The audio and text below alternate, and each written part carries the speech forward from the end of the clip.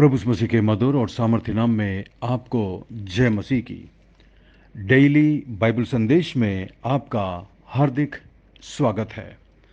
आज 28 मई है और परमेश्वर को धन्यवाद कि उसने हमें फिर से एक नया दिन दिया है, एक नया सवेरा दिया है, ताकि हम अपने जीवन के चाल चलन, सोच विचार और आचरण के द्वारा उस परमेश्वर को महिमा दें जिसने हमें ये आज की जिंदगी दी है। बहुत बहुत धन्यवाद कि आपने अपना कीमती वक्त निकाला कि आप इस बाइबल संदेश को सुन सकें। और मैं आशा करता हूं कि कल का बाइबल संदेश आपके लिए आशीष में रहा होगा।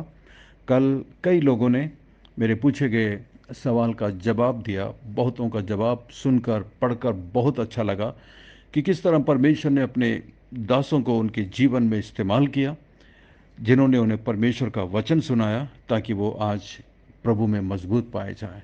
और मैं सच में बहुत आनंदित हूँ। ये मेरा सौभाग्य है कि परमेश्वर मुझे इस सेवकाई के लिए इस्तेमाल कर रहा है कि मैं परमेश्वर के वचन को आपके सामने रख सकूं।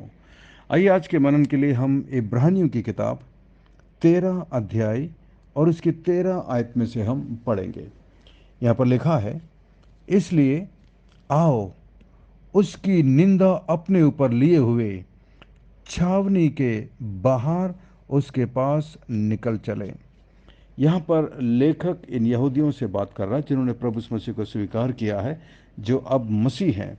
उन लोगों से बातचीत करता है और उनसे कहता है, तो फिर हम उसके खेमे से बाहर जाएं, यानी कि अपनी छावनी से बाहर निकलकर उसके पास जाएं। यहूदी मसीहों के लिए छावनी से बाहर जाने का अर्थ था यरूशलेम छोड़ना, अपना धर्म छोड़ना, अपनी संपत्ति छोड़ना, अपनी सुरक्षा, सब कुछ को छोड़ना। इसी रीति से जो लोग मसीह के पीछे चलना चाहते हैं, उन सबको उसके पास छावनी से बाहर जाने की आवश्यकता है। इसका मतलब ये है कि उन्हें अपना पुराना धर्म, पुराना संस्कार, पुराना जीवन, पुराने पाप, पुराने स्वभाव, इन सब को छोड़ना होगा। अपनी छावनी से बाहर निकलकर यीशु के करीब आना होगा। मूसा ने भी अपने समय में मिस्र के भंडारों को त्याग दिया था।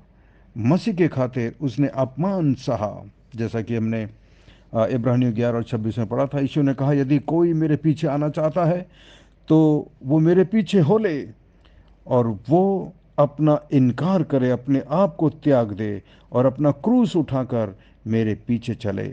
यह है प्रभु के पीछे चलने का मतलब। और इन यहूदियों को समझाने के बाद, ये मसीह यहूदियों को समझाने के बाद लेखक अब बोलता है, आओ हम उसकी निंदा को अपने ऊपर लिए हुए छावनी के बाहर उसके पास निकल चलें। ये एक आत्मिक संदेश से भरा हुआ एक वचन है। हम में से प्रत्येक को अपनी छावनी से बाहर निकलकर उसके पास आना पड़ा। यही जीवन परिवर्तन है। इसी को कहते हैं मन परिवर्तन। जब हम ईश्वर के पास आते हैं तो हमें हमारे पुराने जीवन से, पुरानी छावनी से निकलकर बाहर आने की ज़रूरत है।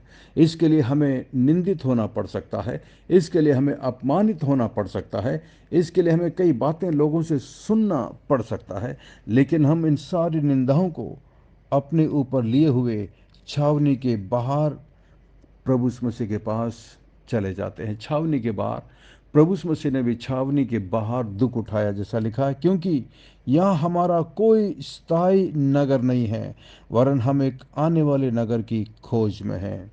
यहाँ पर इस संसार में हमारा परमानेंट कुछ भी नहीं है। आपकी गाड़ी, आपका घर, आपकी संपत्ति, आपका बैंक बैलेंस, आपका सब कुछ, जिस दिन प्रभु आपको पुकारेगा, जिस दिन प्रभु आपको बुलाएगा, वो सब आपको इस संसार के अंदर छोड़कर जाना होगा। हम इस संसार में परदेसी हैं। हमारा घर, हमारा देश सिय्योन देश है, जहाँ पर हमें एक दिन जाकर के वास करना है। यहाँ पर हमारा कोई स्थायी नगर नहीं है, वरन हम एक आने वाले नगर की खोज में हैं। हम जो इस संसार के अंदर जी रहे हैं, तो हम उस नगर में जाने के लिए जी रहे हैं। हमारे दिल में, हमारे मन में वो स्वर्ग नगर बसा हुआ है। हमारा ध्यान, हमारा फोकस अब केवल उस तरफ है। जब हम संसार के अंदर जीवन जी रहे हैं तो हमारा ध्यान केवल उस तरफ है, क्योंकि हमें यहाँ पर अनंत काल के लिए नहीं जीना, हमेशा के लिए नहीं जीना है। एक दिन हमें सब कुछ को छोड़कर जाना होगा छावनी के बाहर, प्रभु यीशु मसीह के पास, स्वर्ग में, जहाँ पर आज वो विद्यमान है। कितनी बड़ी आशीष की बात है 15वीं आयत में। इसलिए हम उसके द्वारा स्तुति रूपी बलिदान, अर्थात उन होठों का फल जो उसके नाम का अंगीकार करते हैं, परमेश्वर को सर्वदा चढ़ाया करें। जिस तरह पुराने नियम में यहूदी लोग परमेश्वर को बलिदान चढ़ाया करते थे, नया नियम में भी हम बलिदान चढ़ाते हैं। लेकिन क्या है बलिदान में? स्तुति रूपी बलिदान। हम परमेश्वर की स्तुति करें, उसकी महिमा करें, उसके लिए गीत गाएं। अपने जीवन के द्वारा हमारा जीवन एक स्तुति होना चाहिए। केवल जब हम चर्च में होते हैं 2 या 3 घंटे के लिए तभी नहीं, हमारा जीवन स्तुति रूपी बलिदान होना चाहिए, अर्थात उन होठों का फल जो उसके नाम का अंगीकार करते हैं। हर एक वो व्यक्ति जो अपने होठों से यीशु का अंगीकार करता है, वो उसके लिए एक ग्रहण योग्य बलिदान है। परमेश्वर को सर्वदा ये बलिदान चढ़ाया करो। भलाई करना और उदारता दिखाना ना भूलो, क्योंकि परमेश्वर ऐसे बलिदानों से प्रसन्न होता है। कैसे बलिदान?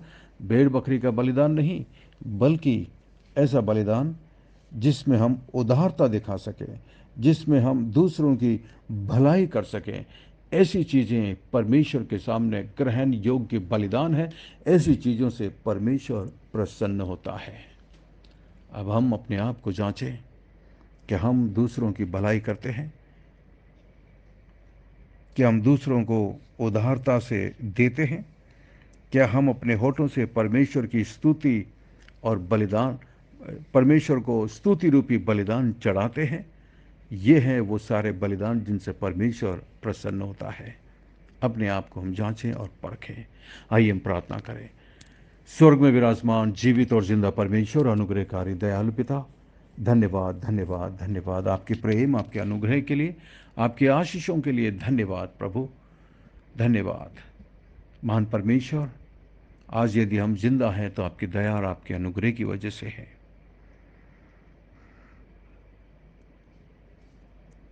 वरना हम प्रभु इस संसार को कब के छोड़ के चले गए होते।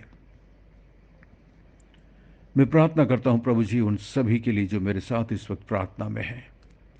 हमारी सिस्टर जो इस वक्त हमारे साथ प्रार्थना कर रही है, प्रभु जी आप अपने हाथों को बढ़ाकर उन्हें छू लीजिए, उन पर अनुग्रह और दया करिए प्रभु। मैं विशेष प्रार्थना करता हूं सिस्टर एलिजाबेथ के लिए प्रभु जी, उनके परिवार के लिए, उनके बच्चों के लिए मैं प्रार्थना करता हूं, उनके बेटे के लिए प्रार्थना करता हूं प्रभु। महान परमेश्वर जो नया प्रोजेक्ट उनके दिल और दिमाग में है प्रभु जी, आप अपने हाथों को बढ़ाकर उन्हें आशीषित करना प्रभु जी। उनकी बेटी जसिका के लिए प्रार्थना करता हूं प्रभु जी, आपकी दया, आपका अनुग्रह उनके भी जीवन में निरंतर रहे महान परमेश्वर। मैं प्रार्थना करता हूं आंटी प्रेमला के लिए प्रभु जी, आपकी दया, आपका अनुग्रह उन पर निरंतर बना रहे प्रभु, और उन्हें अपनी महिमा के लिए लगातार इस्तेमाल करना प्रभु जी। आंटी गीता के लिए धन्यवाद प्रभु, उनके बच्चों के लिए मैं प्रार्थना करता हूं प्रभु जी, तेरी आशीष, तेरी कृपा उनके जीवन में निरंतर बनी रहे। मैं प्रार्थना करता हूं हमारे बाबा के लिए प्रभु जी जो हमारे चर्च में है, उन्हें प्रभु अच्छी तंदुरुस्ती देना, अपने फंकों तले उन्हें सुरक्षित रखना। प्रार्थना करते हैं मान परमेश्वर ब्रदर गैरी के लिए। मैं प्रार्थना करता हूं सिस्टर मैगी के लिए प्रभु जी, आपकी दया, आपका अनुग्रह उन पर, उनके बच्चों पर बनी रहे मान परमेश्वर। मैं प्रार्थना करता हूं मान परमेश्वर आपकी दया ब्रदर स्टीवन के लिए मैं प्रार्थना करता हूं प्रभु, जो इस वक्त दुख में है, तकलीफ में है, पैरों में प्रभु जी डायबिटीज की वजह से प्रभु परेशान है मान परमेश्वर। आप अपने हाथों को बढ़ाकर उन्हें वो सांत्वना देना, शांति देना प्रभु, जो केवल आप दे सकते हैं। ऐसी अवस्था में प्रभु जी उनका ईमान, उनका विश्वास आप में निरंतर बढ़ता जाए प्रभु जी। मैं प्रार्थना करता हूँ मान परमेश्वर भाई नरेश की वाइफ के लिए प्रभु जी, उन पर भी अनुग्रह और दया करना। और नरेश की माता जी के लिए मैं प्रार्थना करता हूँ प्रभु, जो पिछले दिनों में बीमार थी प्रभु जी, आप अपने हाथों को बढ़ाकर उन्हें छूकर चंगाई देना मान परमेश्वर। और मान प्रभु इस बाइबल संदेश ग्रुप में प्रभु जितने भी हमारे भाई जो हमारे साथ प्रार्थना में जुड़े हुए, जितने भी परिवार इस ग्रुप से जुड़ा हुआ है प्रभु, हर एक मेरी बहन जो इस ग्रुप से जुड़ी हुई है प्रभु जी, जो हमारे लिए प्रार्थना करती है और महान परमेश्वर अपने भेंट और अपने दशवांश के द्वारा इस बाइबल संदेश सेवकाई को प्रभु जी आशीषित करती है। महान परमेश्वर, आप उन्हें इसका प्रतिफल देना जैसा कि आपने अपने वचन में वायदा किया है। धन्यवाद प्रभु, धन्यवाद। आप प्रार्थना सुनने वाले परमेश्वर हैं, प्रार्थना का जवाब देने वाले परमेश्वर हैं। धन्यवाद। सब कुछ यीशु मसीह के मीठे महापवित्र नाम से मांगते हैं, आमीन। बहुत बहुत धन्यवाद हमारे साथ बने रहने के लिए। मैं आशा करता हूँ आज के संदेश के द्वारा परमेश्वर ने आपके दिलों से बातचीत की है। यदि आप आशीषित हुए हैं तो हमें ज़रूर लिखकर बताइएगा और इस संदेश को अपने दूसरे मसीह दोस्त भाई बहनों के साथ शेयर करिए जिन्हें इस संदेश की आवश्यकता है। यदि आप हमारे इस बाइबल संदेश ग्रुप से जुड़ना चाहते हैं तो व्हाट्सएप में हमारा नंबर है 9927464924। Pastor Mani Thomas, Emmanuel Believers Church, Agra. हम आपसे प्रेम करते हैं, आपकी परवाह करते हैं, आपके लिए प्रार्थना करते हैं। हमें भी निरंतर अपनी प्रार्थना में याद रखिएगा। परमेश्वर आपको आशीष दे। अंत में सवाल है, परमेश्वर किस प्रकार के बलिदानों से प्रसन्न होता है? आज के वचन को पढ़कर सुनकर जवाब दीजिएगा। What are those kind of sacrifices through which God is pleased? May God bless you. May God shower His blessings upon you. God bless you. We love you. Have a great day and take care. अपना ख्याल रखिएगा।